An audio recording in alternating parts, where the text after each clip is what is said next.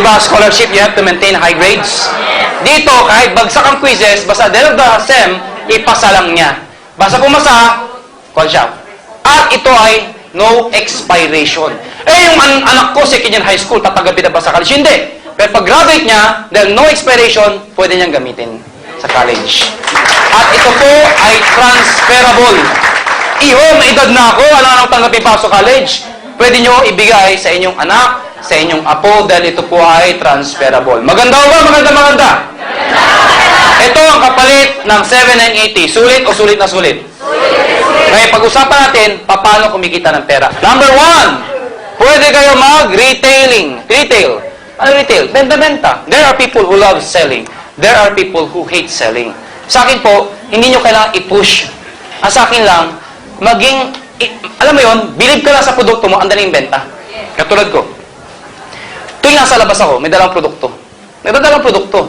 Pag may nakita mo mga kaibigan ka, mag-anak, kakilala, na hindi pa alam ang in-global, lagi kong dala to kahit saan magpunta. Sasakyan ko, lahat. Tapos may nakita ako, kaagad, nilalagay ko yan dito. Uy, kumusta ka na? Anong balita sa'yo? Pagkatapos habang nag-uusap kami, nililipat-lipat ko. Anong nangyari? Grabe nga. Oh, grabe ha. Hindi nga, bro. Grabe. Paano? Mapansin niya, hindi? Panilipat mo eh. Ano yung lagi mo sa kilikili mo? Sabi, syempre, pakipot ka. Wala to. Ang pasinin to. Wala to. Lalo ano ba yan? Para sa tita ko itong may high blood. Yung kausap ko, high blood din. O di mag-interesado, di ba? Uy, maganda. Nature's way to. Kwento mo na ngayon. Interesado ka ba? Ang daming tanong. Oo. Ito isa para sa'yo. Paano kung basang-basa na ng kiligili mo? Hindi pinapansin. Huwag mo sabihin bakit, hindi mo binibenta eh. Pero sunod kayo makita, dali mo dito, yung bago. Tawakan mo. Kumusta ka na? Nabalita sa'yo, hindi ka? Grabe ka naman. Oh, yes! Kaya? Paano kung pala yung tuktok mo? Hindi pinapansin. Ay, lagyan mo na sa plastic, dagdagan mo ng bato, manhid ka! Sa bahay nyo, di ba maraming display sa bahay? May laway ko tumatalsik. Ma'am, sorry po ha. Kaya ko pala pansin, laway ko talsik ang talsik. Sabi ng isang ni tita. Pampanga, nagsalita ako. May isang babae doon, ganda pa naman. Tawa, nasa harapan. Talsik ko, shoot. Sabi ko, sorry. Sabi niya, okay lang. Para tayo nag-lips to lips. Laway sa laway, di ba?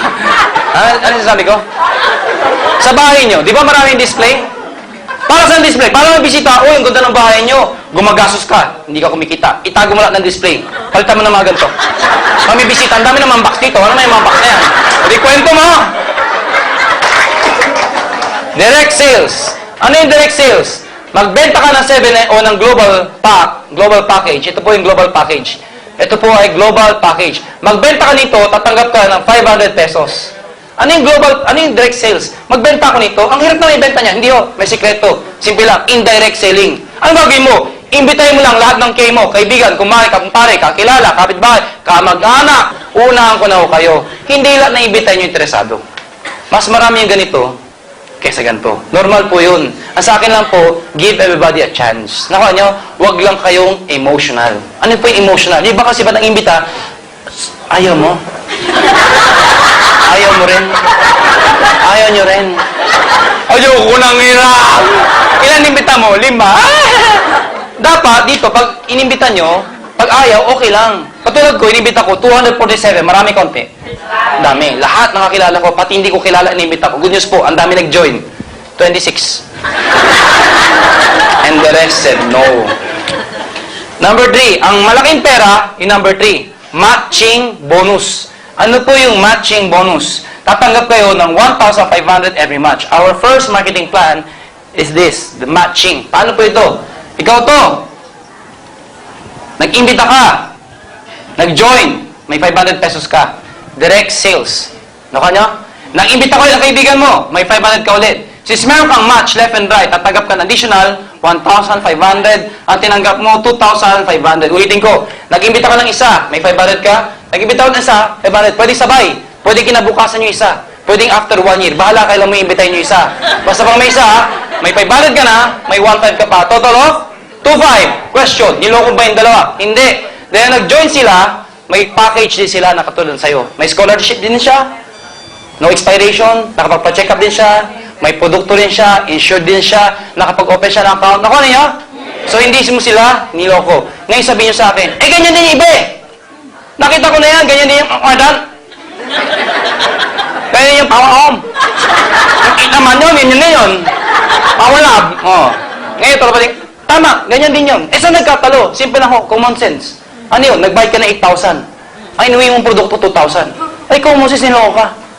Ibigay mo 8,000, inuwi mo 2,000. O, may mas worse. Mag-buy ka ng 15,000. Ang bibigay sa'yo, papel lang.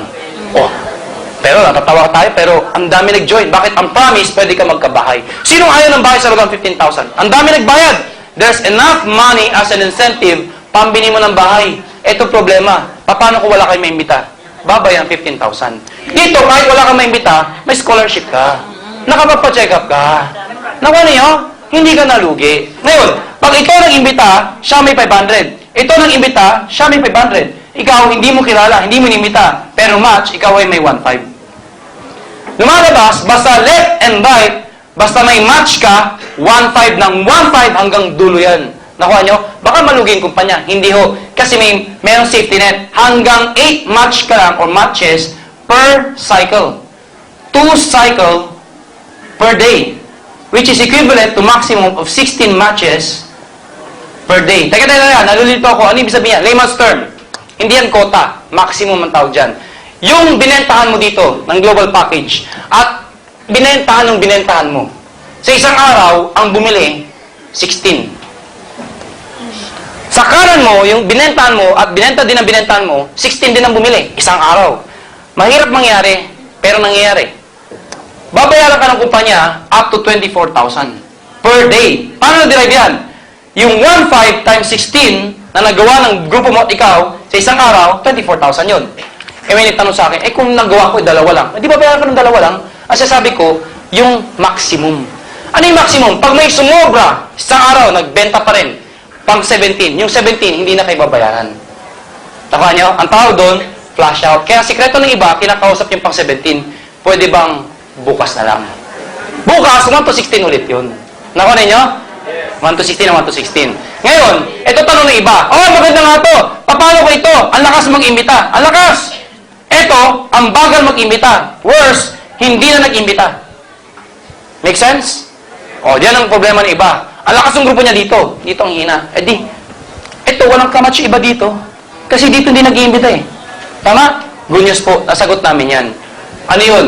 Lahat ng products, merong points. Tandaan niyo yan. Pag may 1,200 points ka sa left at 1,200 points sa right, ikaw ay may 1,500. Ang 7,980 ay 1,200 points. Clear? Nag-buy ito ng 7,980. Eh di ba 1,200 yun? May 1,200 points ka sa left. Nag-buy ito ng 7,980. 1,200 points din yun. May 1,200 points ka sa right. Pag meron kang 1,212, meron kang 1,500. Tama? Tama? Okay. Eh, ang dami ito nagbayad. Dito ko konti. Paano sobra? Eh, ang produkto may points. Ibig sabihin, lahat ng taong to na nasa kabila, pati ikaw, tuwing bumibili ng produkto, since consumable yung produkto, nagkakape, bumibili ng pang high blood, nagbebenta, lahat ng produktong binili nila, bibilangin ng computer yan. Pag umabot ng 1,200 points, no time frame, hahanap yan ng kamatch dito, 1,500 ka ulit. Ibig sabihin, ang minamatch dito, pwedeng tao sa tao. Pwedeng product sa product. Pwedeng tao sa product. Yung traditional po, tao-tao. Pag wala nang inimbita, babay na ang pera. Dito, kahit wala nag-iimbita, basta may gumibili ng produkto, 1,500 ng 1,500 yun. Okay na? Maganda ba? Maganda. Now, etong good news. Kada pang-5 pares mo, ano yung pang-5 pares? Di ba ito? 1, 2, 3. Pag naka-5 pares ka, bibigyan namin kayo ng gift check. Para sa yung gift check, pambili mo ng produkto. Eh bakit gift check? Hindi pera. Eh kasi naisip namin yan. Kapag walang bumibili ng produkto, tao-tao lang pala. Rekrutan lang pala tayo dito. Ngayon, naisip namin na yung pang-5 mo, gift check. Para sa gift check, ibibili ng produkto. Pag ibinili ng produkto, may product movement. Eh di ba produkto may points? So pag binili ng produkto, may points. Kita ka ulit.